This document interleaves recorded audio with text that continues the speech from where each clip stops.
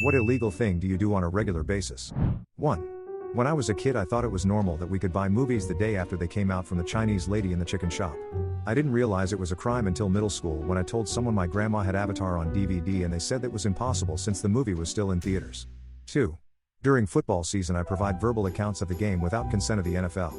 3. When I was in college, parking was $500 a semester, which I couldn't afford. I simply went to class each day until I got a parking ticket. I went online, paid the $50 fine but kept the ticket. Every time I would park on campus, I would toss the ticket out onto my windshield so that the parking police thought I was already ticketed.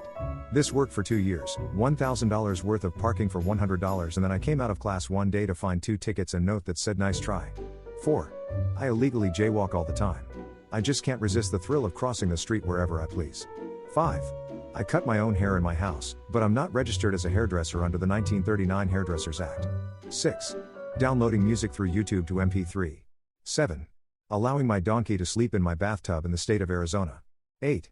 I buy organic veggies and ring it up as non-organic in self-checkout. 9. In The Sims, I use cheat codes like Kaching or Rosebud to avoid financial struggles for my family or character. 10. Pick up bones out of the woods, apparently it's illegal but I don't care. 11. Hiding snacks in my jacket at the movies. 12. When I was younger, me and my sister were driving down the road when we saw a roadkill raccoon. We decided to pull over to see if it was still alive.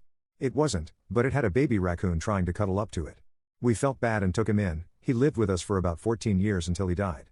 Apparently it's illegal to own a raccoon without a license, but raccoons only live for around 3 years in the wild, so I like to think we gave him a pretty good life for an orphan raccoon, regardless of it being illegal. We live in a small town and regularly took him on walks to the park and stuff. He loved people and sat on my shoulder while I was on a 4th of July parade float. R.I.P. Bandit.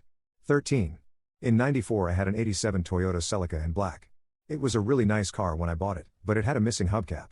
Not knowing where to get a replacement, I stole a hubcap from another Celica in my neighborhood. I was dumb and 17.